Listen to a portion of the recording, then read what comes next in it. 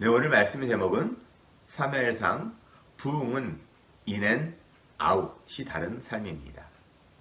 부흥은 인앤 아웃이 다른 삶입니다. 라고 하는 제목으로 함께 말씀을 살펴보겠습니다.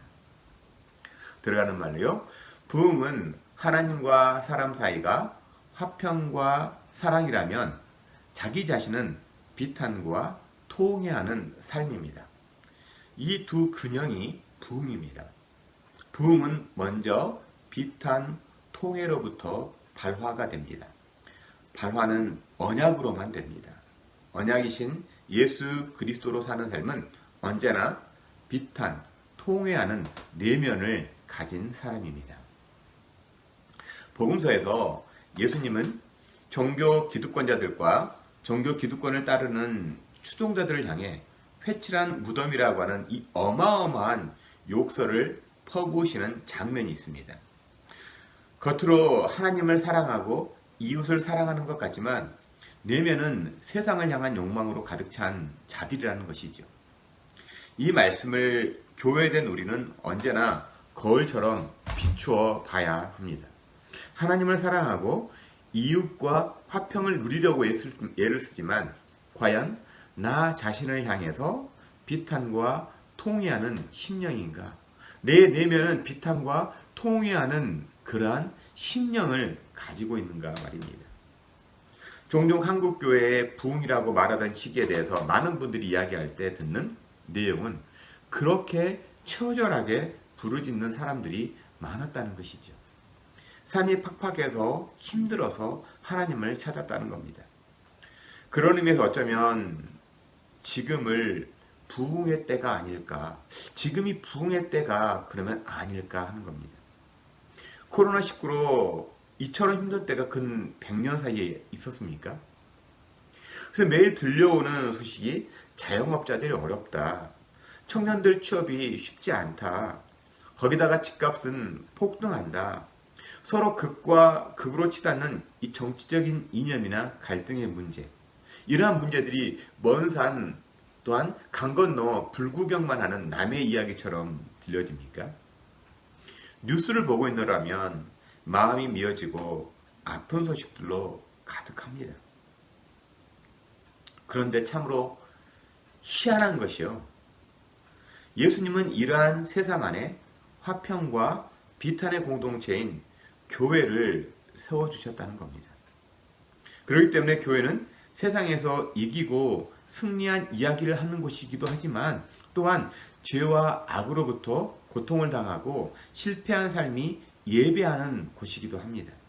그것은 세상에서 죄악으로 인해 수고하고 무거운 짐진자들이 안식을 누리고 화해와 회복을 누리는 터전으로 교회를 이 땅에 두셨기 때문입니다. 그러니 교회는 삶의 교통을 걷는 모든 이들 곁에 있어야 하는 겁니다. 그런데 교회 안에서까지 사람과 사람 간의 층이 나뉜다면요. 그것은 교회라기보다는 사교 모임, 이상한 파티장이나 뭐가 다르겠습니까? 한바탕 감정을 쏟아내고 아무 일 없었다는 듯 일어나는 어떤 연극판 공연장이나 다름이 없을 겁니다. 18세기 초 미국 대부흥의 역사가 있었습니다. 이 부흥에 쓰임을 받은 수많은 성도들 중에 조나단 에드워드라고 하는 목사님이 계십니다. 이 에드워드 목사님께서 사역을 하면서 부흥했었던 그 당시를 회고하면서 기록해 놓았던 글 중에 이런 글이 있습니다. 매사추세츠, 발음이 좀 쉽지 않네요. 이 매사추세츠 노스햄튼에서 1733년 12월 말 놀랄 만큼 역사하기 시작한 성령이란 제목으로 설교하면서 부흥이 시작되었다. 당시 그의 설교를 들은 사람들은 예수 그리스도에 의해 점령당한 사람처럼 행동하였다고 하였고, 또 부흥으로 인해서 이 도시는 그 당시처럼 사랑에 가득 차 있거나 기쁨에 가득 차 있었던 때가 없었고, 또한 그토록 비탄에 잠긴 적도 없었다. 그러니까 이 부흥으로 인해서 그 도시는 기쁨에 가득 차 있었던 적도 없었지만 또한 비탄에 가득 차 있었던 적도 없었다라고 이렇게 회고한 문장이 있습니다. 이 한 문장에서 부흥은 사람과 하나님과의 관계, 또한 사람과 사람 간의 관계가 사랑과 기쁨으로 가득 참이라면 개개인의 내면이요, 자기 자신과의 관계는 비탄, 즉 죄를 직면한 자들의 비탄이라는 것을 알 수 있습니다. 그렇기 때문에 부흥은 많은 사람이 모였다, 많은 사람들에 대한 관점이 아니라 철저하게 개개인의 관계임을 역사 속에서 발견하게 됐죠. 이와 같이 우리 한국교회의 부흥이라고 할 수 있는 1900년대 초반 함흥에서 시작이 되어서 평양에서 일어난 부흥 또한 마찬가지입니다. 언약 앞에 발가벗겨진 한 사람의 비탄으로 말미암아서 공동체가 비탄에 빠졌지만 그것은 감정적인 슬픔이나 어떤 비탄이 아니라 환희와 감격의 비탄이라고 할 수 있습니다. 개인의 비탄이 공동체와 사회의 기쁨과 사랑, 화평으로 드러났고 세상의 역사 또한 그렇게 보여졌다고, 그렇게 나타났다라고 기록을 합니다. 부흥은 흥분의 상태가 아니라 삶이 송두리째 바뀌는 삶의 태도 변화인 거죠. 여러분 정말 부흥을 경험하고 싶습니까? 먼저 내 안에 무엇이 있는가를 성령님께서 비추어 주시기를 저는 기도합니다. 부흥은 노래를 부른다고, 떼창을 한다고, 부르르 떨면서 기도한다고 오지 않습니다. 별다른 맛이 없는 말씀 같지만 성령님께서 그 말씀으로 내 안을 비출 때 그때 비로소 부흥은 일어납니다. 그런 의미에서 우리는 매 순간이 부흥의 순간이고 매일이 부흥인 겁니다. 자, 오늘 말씀을 살펴보면요, 사무엘상 7장 1절은 어떻게 시작을 합니까? 한번 같이 읽어볼까요? 기랏 여아림 사람들이 와서 여호와 궤를 옮겨 산에 사는 아비나답의 집에 들여놓고 그의 아들 엘리야사를 거룩하게 구별하여 여호와의 궤를 지키게 하였더니, 기랏 여아림 사람들이 여호와의 궤를 아비나답이라고 하는 사람의 집, 그리고 그의 아들 엘리야사를 통해서 지키겠다라는 겁니다. 이 말씀의 배경은 블레셋이 이스라엘과의 전쟁에서 승리하면서 전리품으로 언약궤를 빼앗게 되죠. 그리고는 이 아스돗이라고 하는 이 블레셋의 한 도시에다가 두게 됩니다. 그 도시 이 다곤 신전이 있었던 것 같아요. 아스돗에는요. 그러니까 이 다곤 신전 곁에 두었습니다. 그것은 야훼가 이제 다곤을 섬겨야 한다고 그들은 믿었기 때문이죠. 근데 어떤 일이 벌어납니까? 다음날 아침에 다곤이 코를 땅에 쳐박고 있었습니다. 다시 이렇게 세워놓죠. 그리고 그 다음날 다곤 신상에 머리와 손목이 잘려 있습니다. 거기 아스돗 사람들이 또한 독한 종기가 일어나서 재앙으로 고생을 합니다. 이것이 다 언약궤 때문이라고 여겨서 이제 가드로 옮깁니다. 근데 거기 가드에서도요, 사람들이 독한 종기로 고생을 하고요, 죽는 사람들이 속출합니다. 그래서 이 궤를 에그론으로 옮기려고 합니다. 에그론으로 가져가는데 에그론에서 언약궤 반대 운동이 일어납니다. 오도가 도 못한 상태에서 블레셋에 7달 동안 재앙만 계속되고 있었다는 거죠. 여러분이 만약 블레셋 사람이라면요, 이 언약궤가 어떻게 보이겠습니까? 여러분이 언약궤가 어떻게 보이겠어요? 속된 말로 재수 옹 붙은 애물단지처럼 여기지 않겠습니까? 이것을 붙들고 있을 이유가 없습니다. 당장 다시 돌려주라고 했을지도 모르죠. 그런 의미에서 어떻게 보면 이 복음이라고 하는 것은요, 죄악된 세상에서 애물단지처럼 보일 수 있다는 겁니다. 지금까지 편하게 살아왔던 세상의 방식을 거부하고 전혀 다른 삶을 요구하기 때문에 그렇죠. 일요일은 쉬는 날이잖아요. 늦잠을 잘 수도 있고 내가 하고 싶은 것을 해도 전혀 거리낌이 없는 날이에요. 종종 친구들과 만나서 술 한잔하고 한다고 해서 내 마음이 불편하지 않습니다. 또한 출세를 위해서 다른 사람들을 이용한다고 해서 누가 잘못됐다고 할 수 없습니다. 단지 법이라고 하는 테두리 안에서 얼마든지 속이기도 하고 필요에 따라서 버릴 수 있습니다. 더 나아가 도덕이라는 틀로요, 세상에서 더할 나위 없이 훌륭한 인격자라는 말을 들을 수도 있습니다. 그런데 복음은요, 이런 법과 양심, 그리고 도덕이라고 하는 틀을 깨버리고 내 안에 도사리고 있는 죄악의 실체를 드러낸다는 거예요. 그것이 악한 종기처럼 드러나고 냄새나 견딜 수 없게 합니다. 복음이 없었다면 내 안에 악한 것이 드러나지 않아요. 그냥 그대로 살아서 전혀 무방한 삶이었어요. 도덕적인가?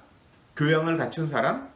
그래도 좀 인격적인 사람으로 세상 사람들에게 추앙을 받을 수도 있고요. 조금 자선을 베풀고 선행을 베풀면 저 사람 대단히 좋은 사람이라고 하는 칭찬을 들을 수 있었을지 모르지만 복음으로 말미암아서 내 안에 들어온 그 복음이 내가 어떠한 존재인지 악한 종기처럼 내 안에 그 독종이 무엇인가를 보여드리는 거예요. 견딜 수가 없습니다. 역겨워서 견딜 수가 없죠. 복음은 좋은 것이 절대 아니라고 말합니다. 오히려 도려내라고 이야기하죠. 어쩌면 복음은 믿음 없는 사람에게 있어서 재수 온 붙은 애물단지에 불과할 수 있습니다. 블레셋 지도자들은요, 그래서 결국 제사장과 점치는 자들을 불러가지고 언약궤를 돌려보내기로 결정을 하죠.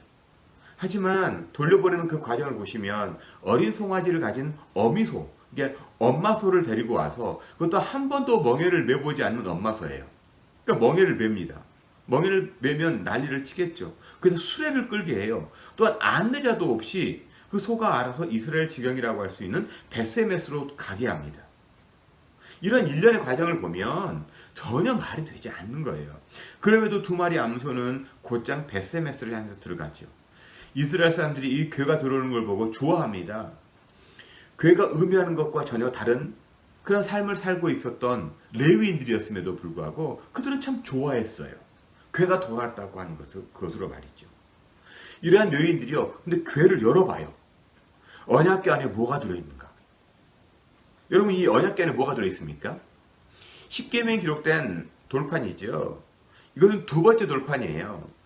이 첫 번째 돌판을 가지고 왔을 때 그 상황을 보시면 모세가 시내산에서 40일 동안 하나님의 말씀을 듣고 하나님께서 직접 새겨주신 첫 번째 돌판을 가지고 내려왔을 때 상황을 한번 생각해 보세요. 그 시내산 아래에서 이스라엘 사람은 무엇을 하고 있었습니까? 황금 송아지를 놓고 이것이 야훼 하나님이라고 하면서 제사를 하고 있었습니다. 그래서 그 첫 번째 돌판을 깨버리고 다시 시내산에 올라가서 두 번째 받아온, 그리고 두 번째 모세가 직접 새겨온 그 돌판이 이 언약궤 안에 들어있습니다. 그러니까 이 언약궤의 두 번째 돌판은 황금 송아지를 이야기한다고 할 수 있죠. 또한 법궤 안에 들어있는 것은 아론의 쌍난 지팡이가 들어있습니다. 그 무엇을 떠올리게 합니까? 민수기 16장에 보면 고라, 아비람, 다단, 온이라고 하는 사람들이 이 당을 짓습니다. 이렇게 무리를 진 거예요. 패거리를 만들었습니다. 그리고 그 패거리를 만들어 가지고 모세와 아론을 향해서 반역한 사건이 기록이 되었습니다. 그래서 그 사건을 해결하고 나서 민수기 17장에서 하나님께서 각 지파 대표들을 향해서 지팡이를 가지고 나오라고 말합니다. 거기에 아론이 대표가 되어서 가지고 나갔을 때 아론의 지팡이에서 싹이 나고 살구 열매가 맺혔다고 기록합니다. 이 아론의 쌍난 지팡이는요, 이스라엘의 반역 사건을 기억나게 합니다. 마지막으로 언약궤 안에 들어있는 건 만나지요.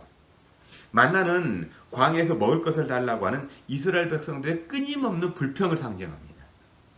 하나님의 은혜이기도 하지만 이 불평에 대한 하나님의 은혜이기지만 이 불평을 상징한다는 거예요.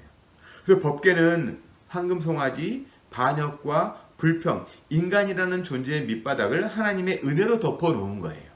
그것을 레위 사람들이 열어본 겁니다.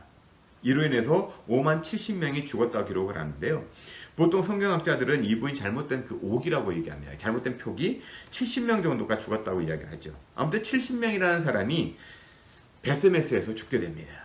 이로 인해서 벳세메스로 돌아온 법궤가 숲의 마을이라고 하는 의미의 이 기랏 여아림, 발음이 참 쉽지 않네요. 기랏 여아림이라고 하는 일명 산골 마을로 옮겨놓게 된 거죠.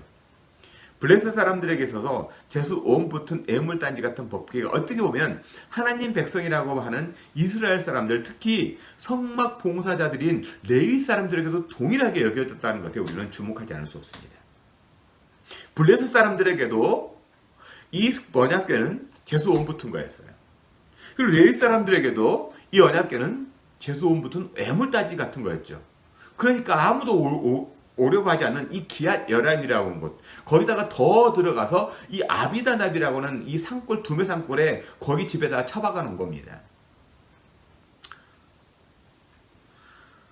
근데 여러분, 이 법궤는 원래 어디에 있어야 되죠? 법궤는 어디에 있어야 합니까? 성막에 있어야죠. 성막은 어디에 있었습니까? 실로라는 곳에 있었습니다. 근데 실로로 가지 못하고 왜 기앗 여아림 산골, 그것도 첩첩산중에 있는 이 아비나답의 집으로 옮겨졌을까요? 아마도 실로가 이 실로에 있는 성막이 파괴되었거나 아니면 실로를 블레셋이 지배하고 있었을 가능성이 높다고 신학자들은 이야기합니다.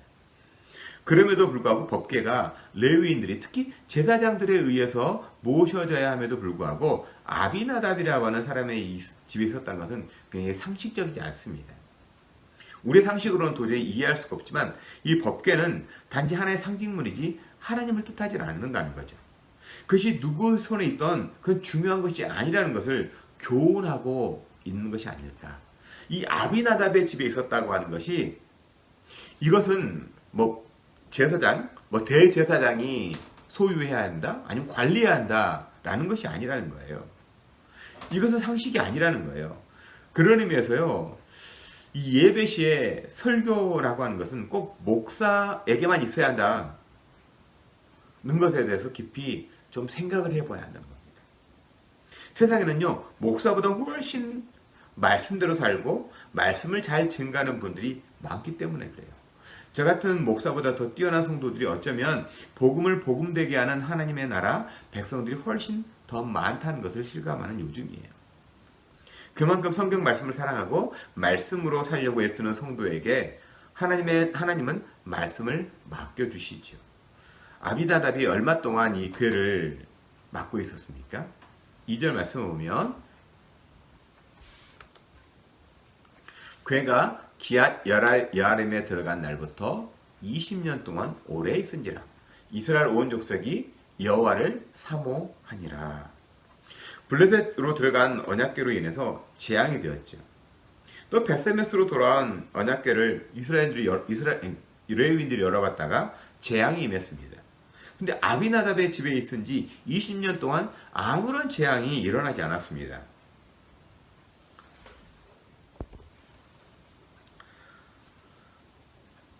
알려지지 않는 평신도와 같은 아비나답으로 인해서 저주나 재앙이 아니라 이스라엘의 은혜가 임하는 통로가 된 거죠.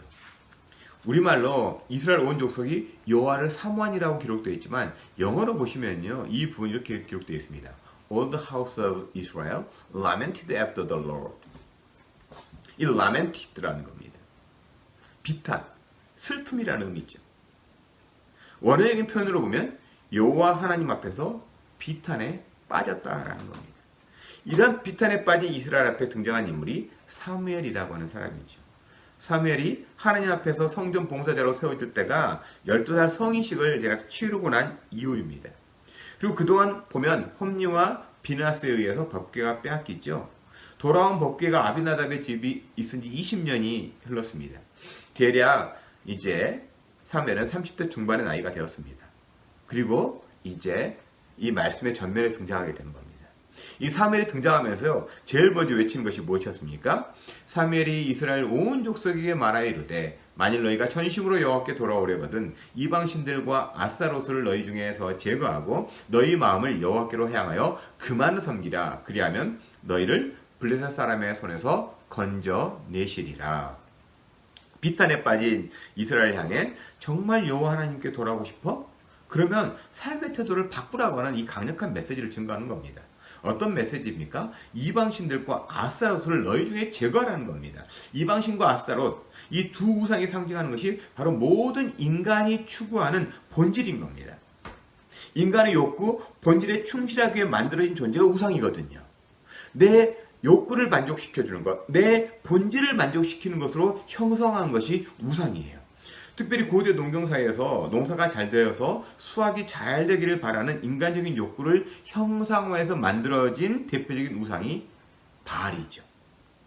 바알은 풍요의 신입니다. 근데 바알은요, 혼자 등장하지 않아요. 언제나 그의 아내인 이 미의 여신이자 다산의 여신인 이 아스타롯과 늘 함께 등장을 합니다. 그러니까 이 풍요의 신과 다산의 신이 한 쌍을 이루고 있어요. 그래서 바알 신전에서 제사는요, 언제나 보면 음란한 성관계에 빠지게 됩니다. 요즘으로 하면 돈을 향한 욕구와 성적인 문란함이 늘 쌍으로 엮여 있다는 거예요. 돈과 성적인 욕망은 인간이 타락한 후에 동전의 양면처럼 하나로 인간이 추구하는 욕망의 본체입니다. 이것을 사무엘은 이런 욕구를 제거하고 너희의 마음을 여호와께로 향하여 그만을 섬기라. 이건 단순히 마음의 방향을 바꾸라는 게 아니에요. 삶의 태도를 바꾸라는 겁니다. 그러니까 삶에서 마치 당연하게 여겨왔던 그 모든 것을 바꾸라는 거예요. 다른 말로 하면 회개하라는 겁니다. 회개는 단지 마음만 바꾸는 것이 아니에요. 삶의 양식과 태도를 바꾸라는 겁니다. 지금까지 돈을 벌기 위해서 야훼 하나님보다 우선이었던 것들, 세상 사람들이 다 그렇게 산다고 여겨왔던 문화도 삶의 가치도 바뀌어야 한다는 겁니다. 가나안의 문화를 야훼 하나님이라고 여기면서 믿고 따르는 이스라엘인들이요, 블레셋의 눈치를 보고 있는 하나님의 백성들이요, 제발 스탑! 좀 멈춰! 야훼 하나님이 어떤 분인지 제발 좀 생각 좀 해보자 라고 좀 부드럽게 읽을 수가 있지 않습니까? 이러한 사무엘의 말에 이스라엘이 어떻게 반응합니까? 4절에 보면 이에 이스라엘 자손들이 바알들과 아스타롯을 제거하고 여호와만 섬기니라. 이스라엘 자손들이 회개를 했다는 겁니다. 여러분, 사람의 마음과 태도가 쉽게 변합니까? 쉽게 변하지 않는 것이 사람의 마음이고 삶의 태도입니다. 그럼에도 불구하고 회개하게 된 것은 그들의 마음의 비탄이요, 야훼 하나님을 향해 부르짖는 심령이 있었기 때문입니다. 만일 이스라엘 자손들이요, 물질적인 풍요와 세상의 풍요 속에서 푹 빠져 있었다면 사무엘의 외침은 귓등으로도 들리지 않았을 겁니다. 하지만 20년이라고 하는 세월 동안 이스라엘 자손들이 가나안의 방식으로 살아보니까 삶에 남는 것이 비탄밖에 없다는 것을 절감하게 된 거예요. 가나안의 문화로 살아보니까 그들의 삶에 남는 것은 오직 비탄밖에 없다라는 거예요. 이걸 절감했기 때문에 그렇습니다. 그럼에도 불구하고 이스라엘 백성에게 있어서 축복이 바로 야훼 하나님인 거예요. 이들이 비탄에 빠져 있었지만 그들이 축복된 것이 바로 야훼 하나님이에요. 마치 누가복음 15장에서 보면 세상을 동경해가지고 아버지 유산을 받아가지고 길을 나섰던 둘째 아들이 결국 어떻게 되죠? 그 많은 재산을 다 탕진해버리고 삶에 남는 것이 비탄밖에 없었습니다. 그럼에도 불구하고 둘째 아들에게 축복이었던 것이 바로 아버지가 있다는 것 아닙니까? 하나님 아버지는 집 나간 자식처럼 떠들고 있는 이스라엘 자손을 위해서 사무엘이라고 하는 선지자를 준비해 놓은 겁니다. 마치 교회가 욕을 먹고 비탄에 빠져 하나님이 어디 있느냐고, 예수가 어디 있느냐고 비아냥거리는 세상이지만 분명히 하나님 아버지는 일하고 계십니다. 여러분을 이 시대의 사무엘처럼, 아비나답처럼 준비하고 계시는 분임을 믿으시기 바랍니다. 이처럼 하나님 앞에서 회개가 시작된 이스라엘 자손들에게 사무엘은 미스바로 모이라고 촉구합니다. 무엇 때문에 모이라고 하는 걸까요? 6절 볼까요? 그들이 미스바에 모여 물을 길어 여호와 앞에 붓고 그날 종일 금식하고 거기에서 이르되 우리가 여호와께 범죄하였나이다 하니라. 사무엘이 미스바에서 이스라엘 자손을 다스리니라. 모여서 하는 액션이요, 물을 길어가지고 여호와 앞에 부쉈다라고 합니다. 땅에 쏟아진 물은 다시 주워 담을 수가 없죠. 그것처럼 자신의 삶은 이제 야훼 하나님께로만 확정되었다고 하는 의지적인 표현입니다. 또한 자기 자신들이 쏟아지는 물 같은 존재라고 하는 것을 겸손함과 죄를 씻어주시기를 바라는 그런 태도인 거예요. 거기에 금식을 합니다. 밥을 안 먹는다는 거예요. 곧 죽겠다는 걸 의미하는 거 아닙니까? 모든 욕망을 끊어버리겠다는 결단이 금식입니다. 이처럼 이스라엘 백성들이 하나님의 은혜를 간절히 갈구하며 물질적인 욕구와 성적인 욕망으로 비롯된 우상을 떠나겠다는 이 상징적인 행동이 물을 길어 요 앞에 붓고 금식을 한 겁니다. 근데 이스라엘 백성이 미스바에 모였다고 하는 소식을 블레셋이 듣죠. 그리고는 군대를 동원해 쳐들어옵니다. 이런 블레셋의 행동에 이스라엘은 두려워하죠. 미스바의 거룩한 예배가 갑자기 등장한 블레셋에 의해서 사륙의 현장으로 바뀔 위기에 처합니다. 이러한 위기의 순간에 이스라엘 자손들이 이전과는 다른 결정을 합니다.